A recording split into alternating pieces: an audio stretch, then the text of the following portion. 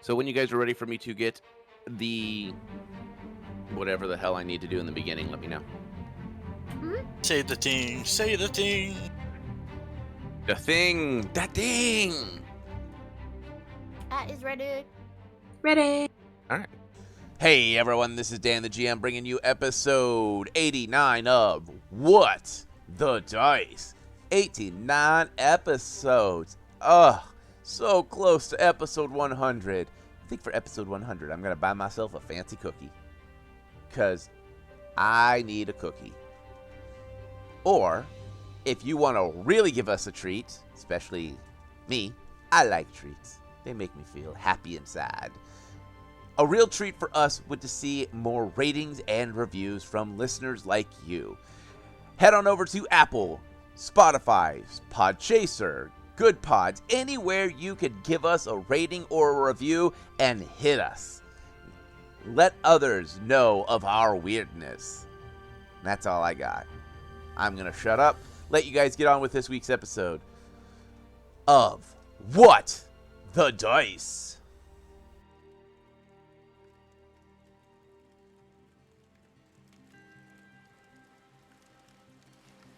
As we arrive at the storyteller's campsite, we look over at his small home that is being built. 4 walls, doors, and windows have all been placed. All that's missing is a roof. Glancing inside, we see simple furniture made of wood, a small stone fireplace built into the wall. Turning to look outside, we see that the log that we have sat on many a time is still there. Sitting, leaning on the campfire, are some fresh kills. What looks like fish and maybe rabbit or deer is slowly cooking in a small black pan. Looking over, we see a single chessboard where the storyteller plays chess with himself. The storyteller looks over and gives us a smile. Turning, he places the book on his lap and slowly opens it. Well, me friends, I don't know about you, but a strange jeweler's piece that is over 100 years old, placed on one's eye, should not give strange whispers, and should not automatically move and twist. Well, in the world near Tova, magic seems to be at a flux, shall we say, and phae is experiencing it for the first time. Well, with more clues at their disposal, and this strange jeweler's eyepiece, maybe the murders will slowly be solved. Sit back, me friends, and hear me tale.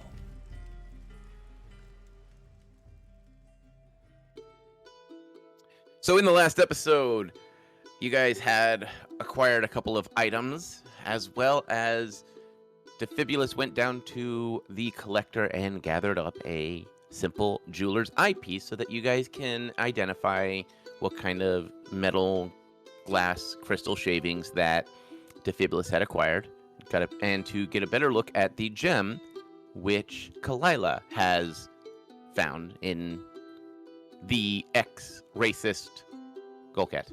And now you have this strange eyepiece. Things strangely happened with phae, and she either saw or heard things that no one else did. Kalila looked at the eyepiece using her vision of is it magic, and realized it is devoid of magic. In fact, it was the opposite of magic. Yep. Should be haunted, man. Is this how a horror movie starts? We come back with phae with the eyepiece in her hand, up on the casino deck of the Murdoch. Because for some weird reason, you guys have this strange fascination of doing all of this out in plain view for everyone to see. We make sure now to go to a room for private conversations, but doing the things. Yeah. Who would like to go first? Not it. Nope. What's Kalila doing other than going, all right, now look at this item? Too bad, phae. You're looking at more items. Oh no. My action is to make her take action, so I'm gonna like look at Defibules and be like, "What about those rings you found? Let's look at those." Alrighty. Defibrios will hand the rings over. Sorry, I called her a speed buzz and broke her. You called her a speed buzz? I meant to say bump, She threw me under the bus. and I.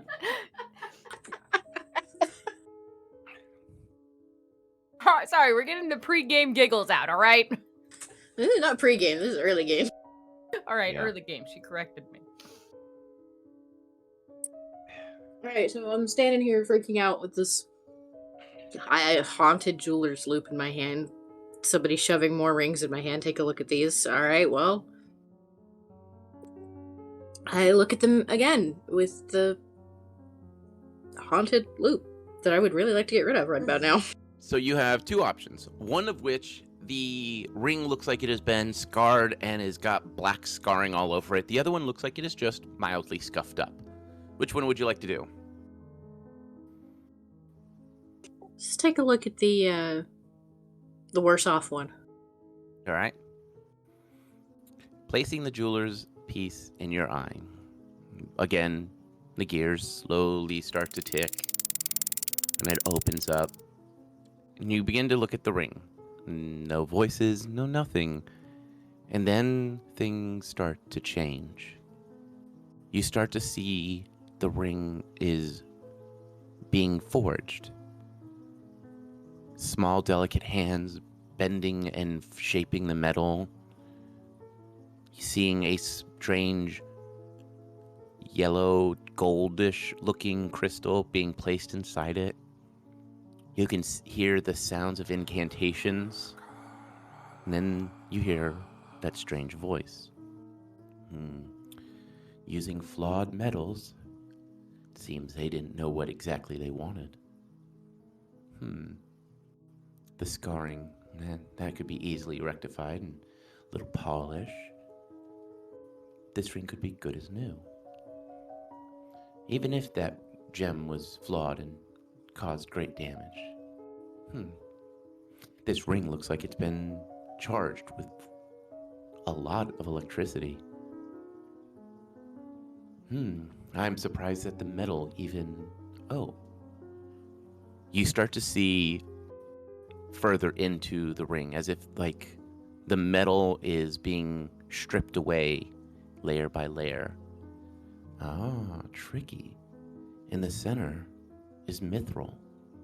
That's why the ring didn't shatter. The eyepiece blinks. The gears begin to click and roll back. Wait. Face talking inside her head, trying to address the voice. Wait. Hold on. Just a minute. What is going on here? Who are you? You get no response except a chill down your spine. Come on, man. Give me something. The eyepiece is silent. Roll me a...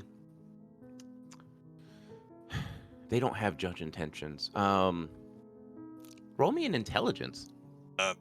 Sense motive. There is sense motive, yeah. Oh, sense motive then. That'll work. 23? With a 23, you have an inkling that the eyepiece doesn't even register that you're there.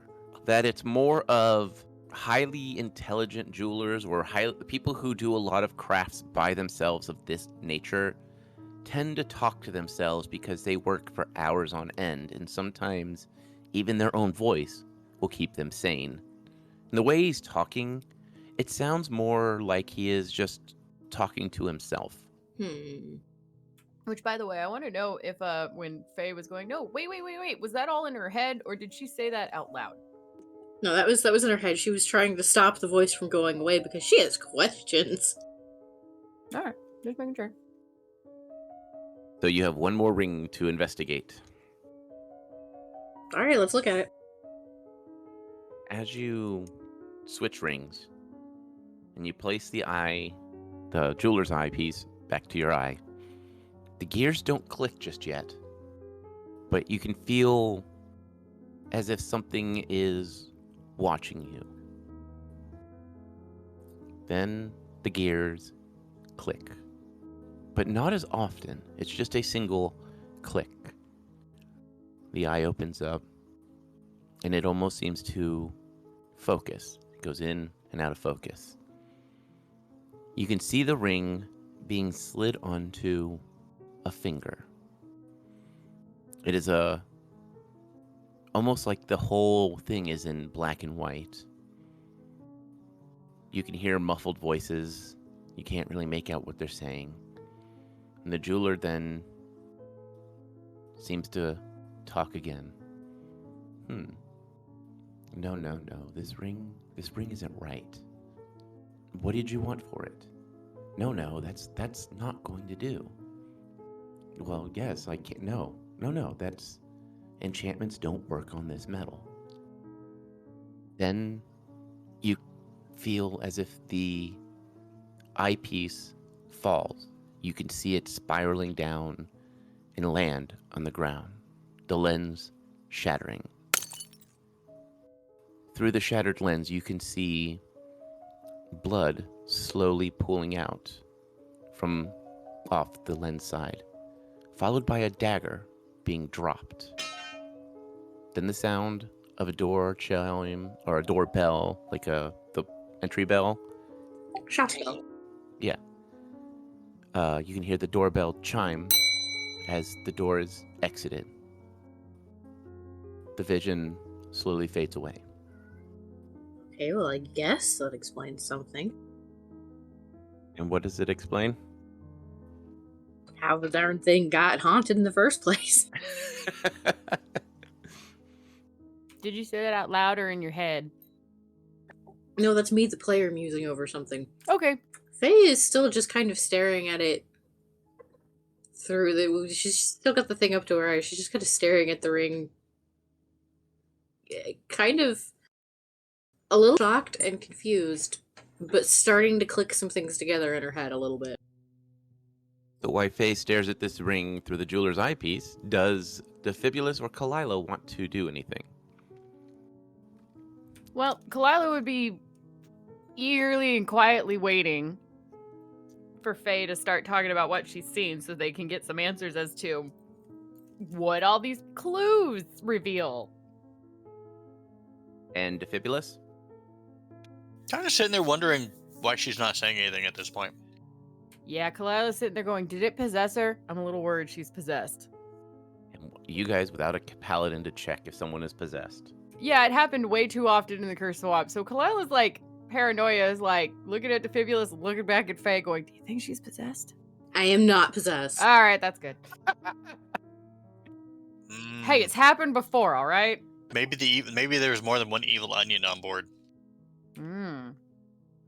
Well, I haven't had anything with onions since I've been on board, and... what? Wait a minute. Would you admit to having something with onions if you were possessed by an evil onion? I mean, he has a point, but she doesn't smell like onions. Fair point. Is Faye just sitting there looking as lost and confused as you are right now? Maybe a little. Well, if she's looking that lost and confused, Kalila's gonna go, when we were in the Curse Swamp, at one point or another, I think I got possessed. There was this mirror thing that we found, and then, what was it? There was something else. Oh, that tree that you would look at could possess you, too. Oh, you mean the one that possessed you? Yeah. Yeah, that was a creepy tree. All bony. Yeah, it really was. I think bleeding, too. Was that the same one made out of the corpses? I believe so, yes. Right. Oh, and then there was that one tree that looked like goo that Clyde fell through.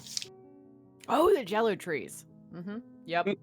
So there was this cursed swamp that we ran through, Very okay? cursed. Everything. No, I'm good.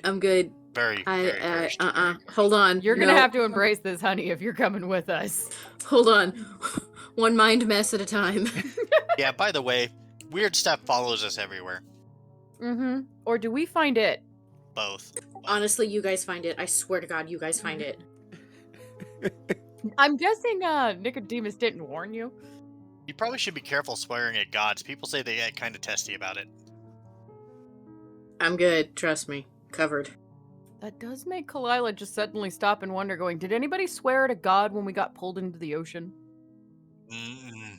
Remember that skeleton hand, and then we like ended up at the temple, and then the rat guys were like, "Hey, we've been searching you for like weeks or whatever." Did anybody swear to God then? Not me. All right, it wasn't me either. I'm pretty sure the paladin is definitely too uptight to have sworn at any god whatsoever. Yeah, it wasn't him. Maybe it was a crew member. So you're staring very puzzled at that, and you said your mind got woojied or something. What did you see? Yeah, so this thing's haunted. Thank you for the warning. Well, I don't know if it's what we don't have Clyde anymore to actually to contest that. It's not. It's the opposite of magical. I don't know. It looks like a void when I look at it. Instead of glowing a color, it's just black. And cursed items don't do that. They typically glow because they're magically cursed. So I don't know if it's maybe it is haunted. Okay, well, I'm not feeling like this is going to like hurt anyone or anything. It's just I don't necessarily think it's possessed or anything. I think it's just straight up haunted. I think. You know what? I don't really care. Yeah. This. So here's what I saw. And at this point, I'm just since they've already heard you, as the players have heard you as the GM describing what Faye saw, I'm just gonna assume that Faye is now going to info dump on them everything she saw through the stupid loop. That saves us some time. Yep. So does that give us any clues? I don't think that connects it to anything, does it? Well, I mean, maybe. Give me some paper and a pencil or something real quick. So Isla will hand over, or no, wait, Defibulus is the one with the sketchbook, so she'll be like, hey, get your sketchbook out. Oh, yeah, sorry. The Furious will take out the sketchbook and open to a clean page. Okay, Faye is going to try to sketch out what she saw of the dagger. Okay. Roll a. Let's do an intelligence. 14? Wait, that's a 15, so that makes it a 16. After sketching for a minute or two, Faye, you correct a couple things here and there that you're like, okay, no, based on how daggers are, it would be like this. Now that it is fully sketched, everyone give me a perception check. 29. 30. 19. Defibulus, I will go with you last. Kalila, looking at this dagger, you pretty much know it's not a hunting dagger. It's a little bit more ornate looking. Like the blade is too smooth to be a hunting dagger. The handle is all wrong. Ceremonial, maybe? You might think ceremonial. Faye, going off of what Kalila had said, you go, well, maybe if it is ceremonial, maybe there's a god symbol on it. Maybe there's some kind of indication. Defibulus, you recognize this style blade. It is a blade that is pretty common in the Underdark. It is a drow assassin dagger. It is a blade that is almost untrackable because of how they are made. The metal on the grips doesn't actually take fingerprinting at all. Blood doesn't stick to the blade. Most assassins that have this don't leave it behind just in case. But they are almost untrackable when used. The caveat is you have to know a blacksmith that can make them. Yes, they are mass produced, but they are not just willy-nilly given out. You have to know somebody, and you have to know how to get it from them.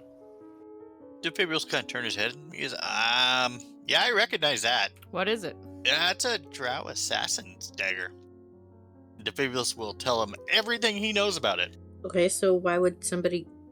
First of all, why... Yeah, no, I know why somebody would have it, but why would they kill a jeweler with it and then leave it behind? My assumption would be to frame someone. Okay, but I don't think that has anything to do with the murders on the Murdoch. Yeah, no, one at a time, and we still haven't finished the captain, and now we've got Golcat, so... Yeah, we're not doing so great here, guys. I mean, the ring fell off of somebody, and it was in the, and this is the one that was in the floor, right, Defibulous? Yep. So the only person here that we know that speaks Underdark and is a drow is the chef, and she didn't even pop up on our list of suspects for this. If she killed somebody, the jeweler or owner of whatever this is, I don't think it's relevant. Maybe the eyepiece wants us to solve its murder so it can help us solve ours? Okay, but we kind of got to, do the whole like stop a god thing. I mean, this could all tie into it. Okay, look, if we can't figure out who done it, we can't get off the damn airship, okay?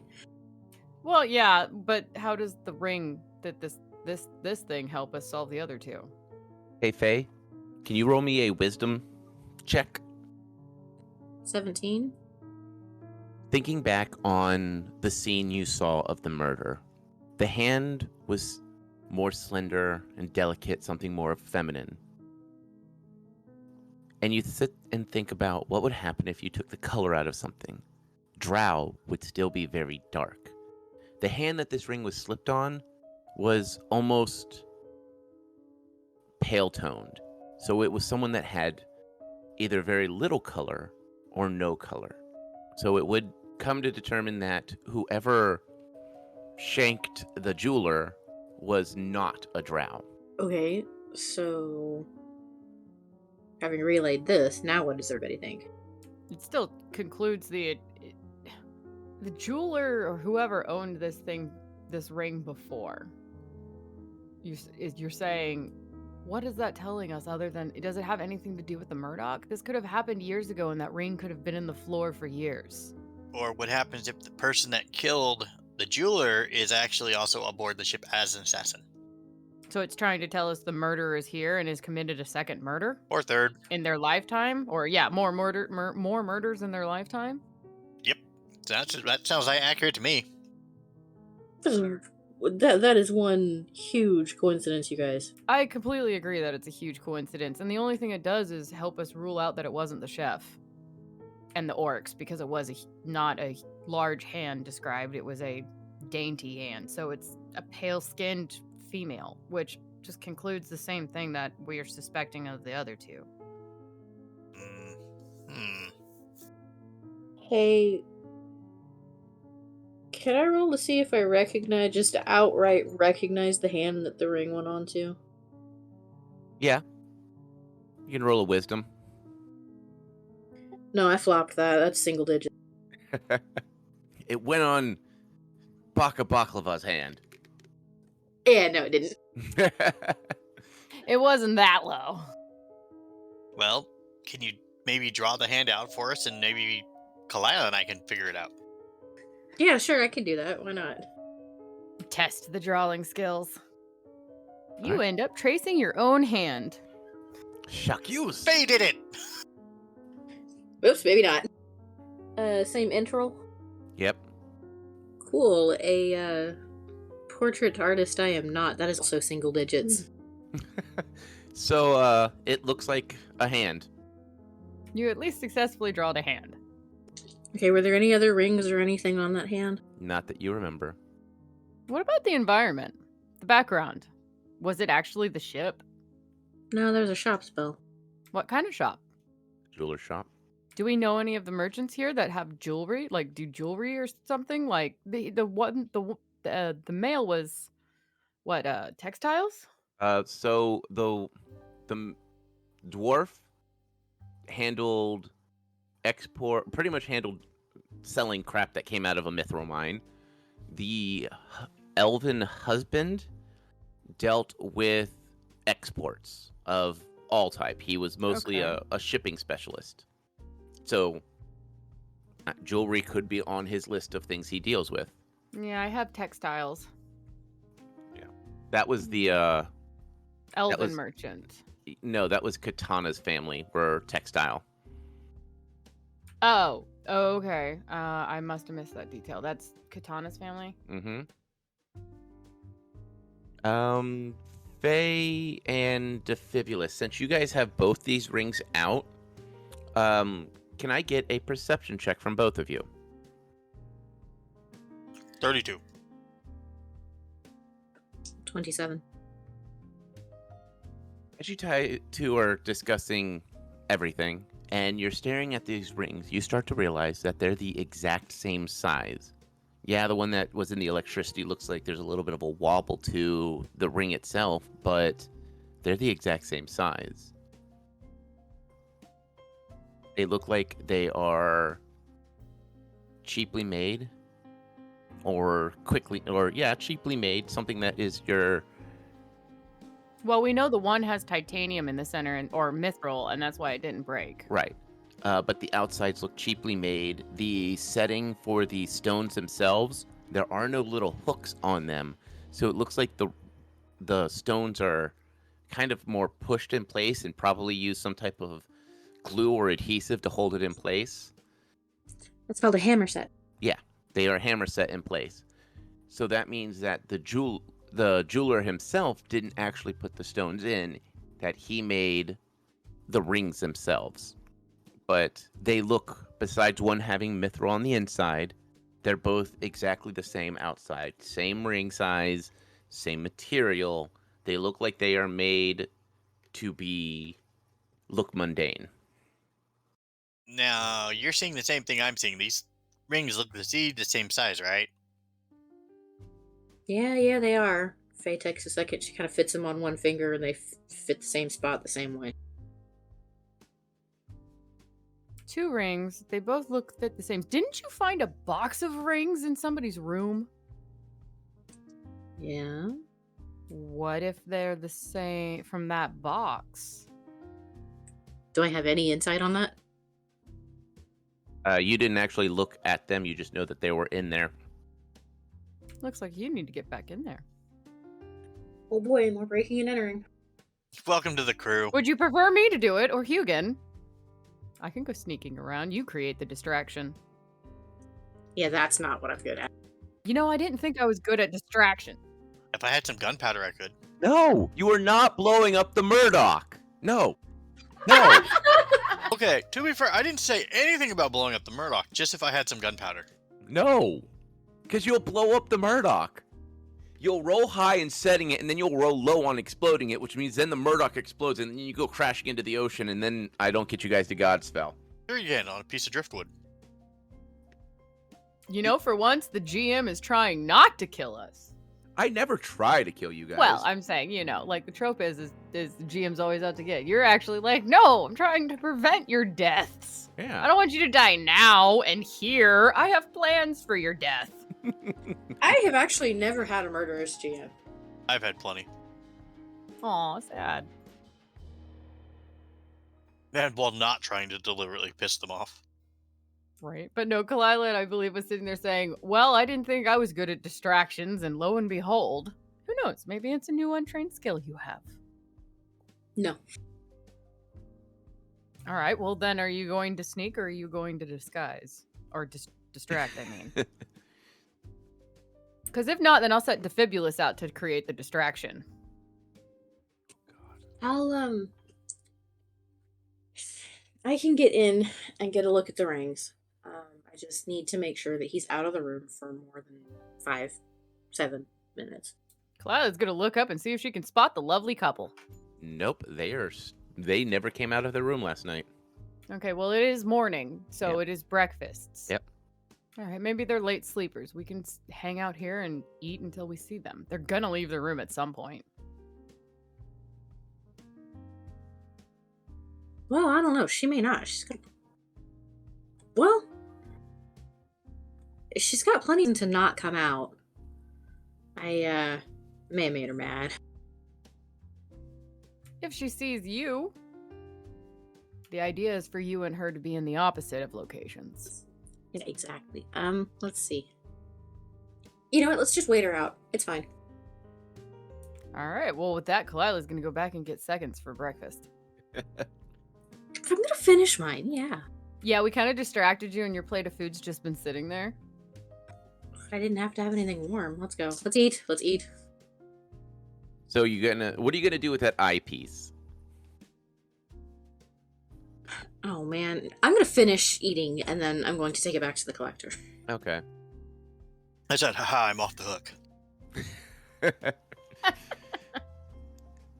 As you guys are eating, you see that the I can't remember his name, but the halfling that traveled with Baka Baklava, the dwarf merchant, and strangely enough, Terry are sitting at the blackjack table. And Terry is gambling. He's not spending a lot of money, but it seems he has taken it upon himself to relax a little bit and is playing cards with the guests. Kalila is gonna nudge Faye, going, "Look, your favorite person's actually having fun." At what point did I say he was my favorite? I meant that sarcastically. We talked to him the most. I do happen to really like sources of information, you know. Your favorite person. No, my favorite source.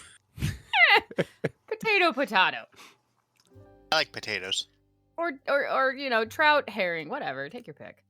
Herring. Catfish. And you slap someone with it. Kalila's ears just gonna perk up as she looks over at her like, "How dare you?" Can I get a perception check from anyone watching the card game? I want to roll, but I gotta be honest, I was more distracted in our lovely debate. I was not watching. 23. 30. Did you say 50 or 30? Yeah, I don't think numbers get that high. I said 23 myself. Yeah, I heard the 23. I just heard something that sounded like 50, and I'm like, there's no way. You heard the tay. Yeah. Maybe 4th edition. What'd you roll, Faye? 30. Faye and Defibulous, you both see Terry is cheating at cards. He is able to slide cards in and out of his sleeves with skill that almost seems like it's a blur that he does it. Oh, the paladin would be so disappointed. That's some quick hands. Nice. Kalila is suddenly like, "What? Huh?" and looking around. Defibulous will quietly let her know that Terry's cheating at cards. Shh. He's doing it well. Leave him alone. Yeah, Kalila will watch and be quiet from a distance, wondering how this is happening. But doesn't that raise suspicion that what else could he be good at? Now he's back on the list. Don't care. As the card game continues for just a few moments longer, it seems as Terry has won however much money he was aiming to win and has excused himself from the table. With another sleight of hand, he slides the stolen cards back into the deck as he walks off. Walking past you all, he gives a bow as he returns to his post. Once he's out of earshot, Kalila's whispering to either Faye or Defibulous, who's ever closer, going, "Do you think he knows that we know?" Possibly. Okay. I mean, he didn't take much. Whatever. But still, it raises suspicion in the fact that he's that good at a sleight of hand. What else could he be good at sliding around? Or hiding in people's rooms? Mm-hmm. Maybe he had the affair with the captain. Just so everyone knows, we can hear Dan laughing through the walls of the house at that one. Yeah. Honestly, though, if he did, good for him. Get it. I'm confused. How can you all of a sudden say, "Oh, poor captain," but then be cheering for him? There was nothing about me that said poor captain. Just, oh, captain. I mean, come on. You get that many ladies on the string. Jesus, dude. But, I mean, getting it with your steward, too, that's something to pull off there, man. I think that's starting to border on addiction. Well, I bet stuff was pulled off. Hold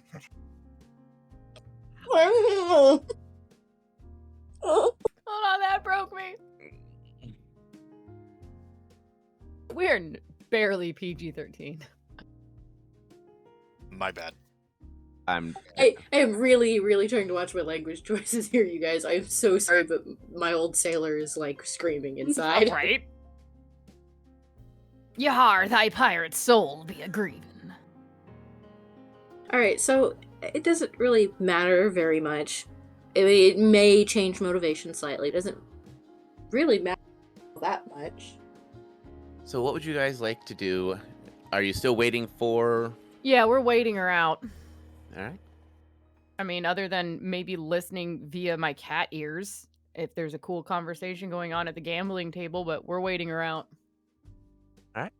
At least until lunch, and then maybe we'll reanalyze our tactics.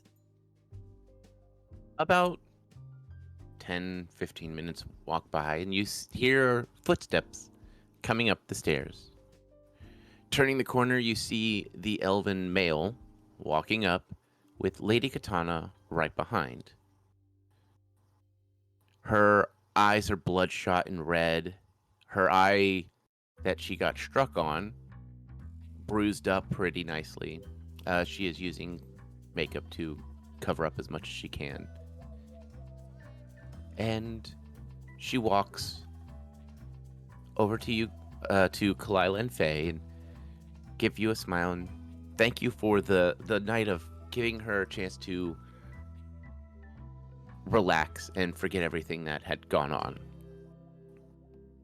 Come on, of course. Glad that you're okay. You are very welcome. She gives a nod as the elven male sits down and begins to order. She looks around, she goes, "She's not around, is she?"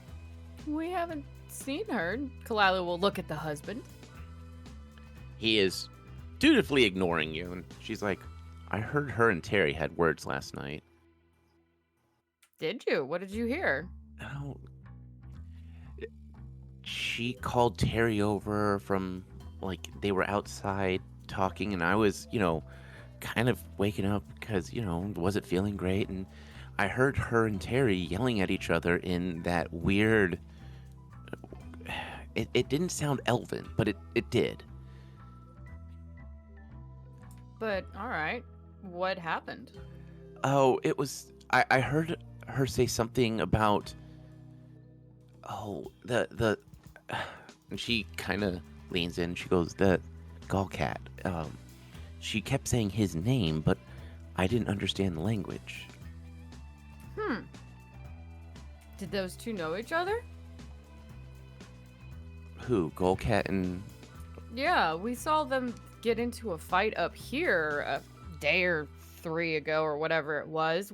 All we saw was he said something and she got mad and stormed away. She gives a light shrug. She goes, No, I mean, she hates humans and he hates elves. And, I mean, from some of the girls that used to work the streets that I was friends with, they talked about him having a taste for knife ears. And most of the elven girls that did go with him usually didn't work the next day or two just so that they could heal up. And, they had, like, rope burns on their wrists and stuff like that after everything. I mean, none of them were permanently hurt, but they were definitely, bound in some way. So why in the world would she be talking to him or about him? She gives a light shrug as the elven husband clears his throat, and she nods. She goes, I gotta go. Kalila's gonna look at the husband going, any idea? He gives a light shrug, and he's like, "My wife's affairs are of her own, and that and of her annoying sister." She has a sister? Yes, she comes from a rather large family. She has 4 sisters and 2 brothers, all of which are younger. And why are you married to her then? Since you seem to be, I understand you two are a thing. He goes, "Well, when you have someone connected to your name that has power and you've got the wealth in our city, that is where you want to be. You always want to marry something like an arranged marriage then? More of her family had some misdealings, and I was able to make those misdealings disappear. And what, she was payment? More the rank was payment, and the rank, unfortunately, was tied to her.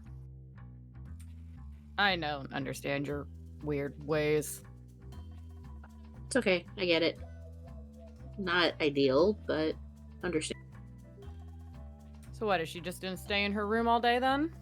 She looks at the husband as he's going to, I'm assuming, walk away. No, he's still sitting at the bar. He gives you a light shrug and he goes, again, her affairs are of her own. She did say she had to write a letter to her sister, but I don't know. Kalila will shrug and pretend to no longer be interested and go back to finishing her snack. Would anyone else like to do anything? Probably after, since it seems like she's not going to come up and holding a conversation of what now to do, since they're sitting like right there. Kalila's just going to go, I'm going to head back to the room. Kind of give Phae and Defibrius that look of like, come on.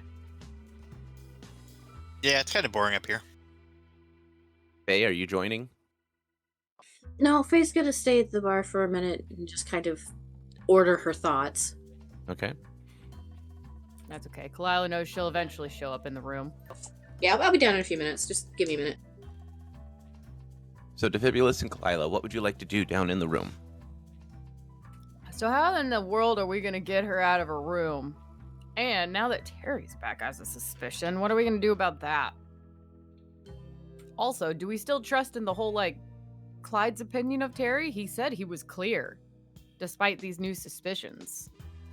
Well, I mean, if someone's really good about hiding what they do and who they are, I mean, You could still hide it from a paladin, I guess. doesn't paladin stuff generally work on, like, the intent has to be there?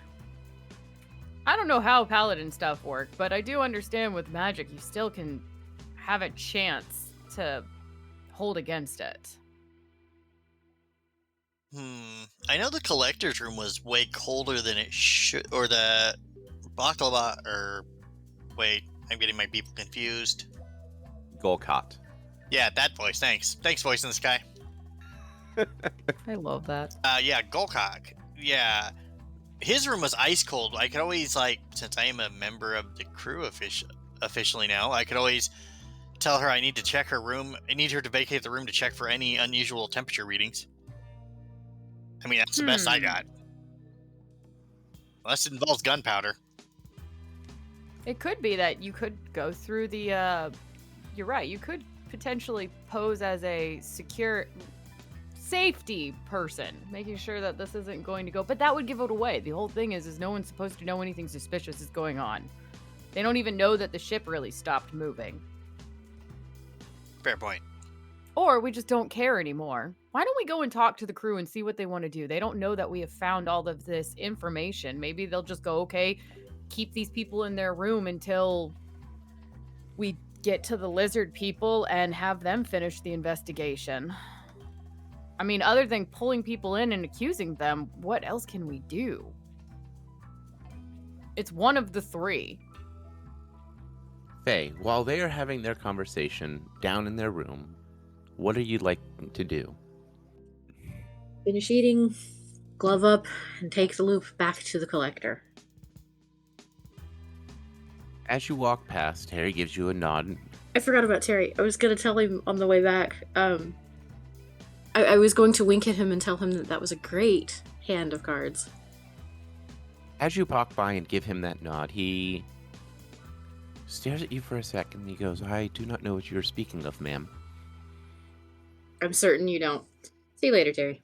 He gives a nod. At the collector's room, the door is slightly ajar and you can see just off of a mirror that the collector is sitting in a chair. In his hands, a thickly bound leather book, and he is seemingly just reading. I will knock on the door frame and announce myself. He slowly closes the book and sets it on his bed, and he walks over and he goes, Miss Phae Hushfall, please, come in. So I'm going to hand him back the loop, and I'm going to ask if he knows about its curious properties. He carefully wraps the loop up and places it in a leather box, and then places that box inside of one of the many totes that he's gotten in his room. And he goes, what do you mean by properties? Have you ever tried to use it? Absolutely. That's how I identify what kind of collectibles I have acquired. You always must check to make sure that things are exactly as they seem, because you never know what might be counterfeited nowadays. Yeah, that's true. Have you ever looked at a piece of jewelry with it? He goes, absolutely. He reaches into a different bag and pulls out a very ornate looking metal box. Opening it up, you see inside are earrings and jewelry of all types of different cuts and gemstones of different qualities. He goes, before I collected toys, I collected jewelry from some of the best and most rare areas I could get to. I have spent many a time on a boat in the air and on horseback trying to acquire these pieces. The jeweler's loop was one of the first. I acquired that piece, about 30 something years ago.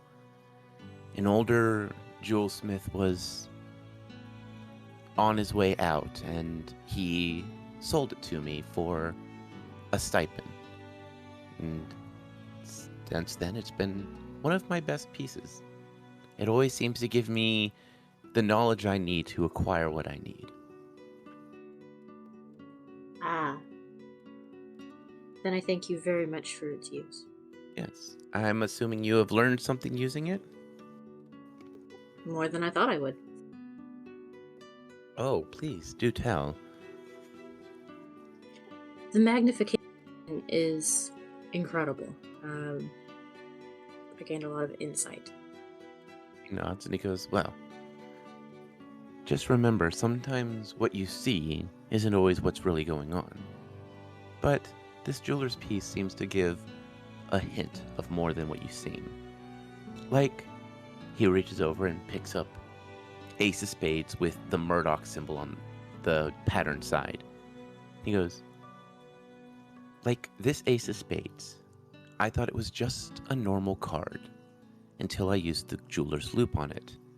Then I realized that the cards they use are more made from wood pulp than paper. It makes them a little bit more rigid, a little sturdier.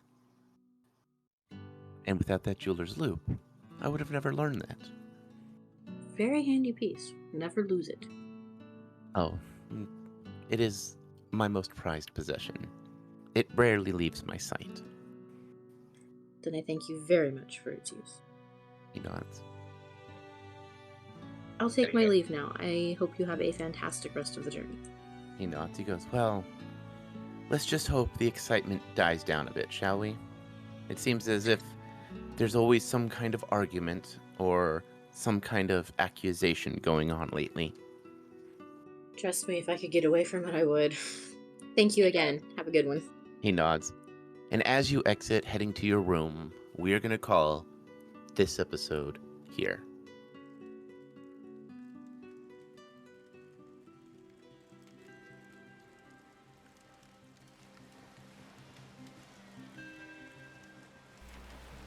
Well, well, well, me friends. It seems as if the adventurers need to sneak back into a room to a woman who is choosing not to leave our room.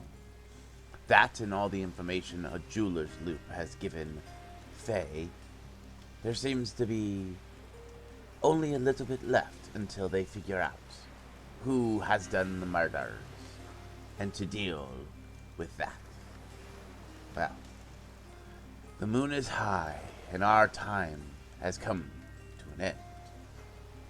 And as always, me friends, may the dice gods bless your every roll.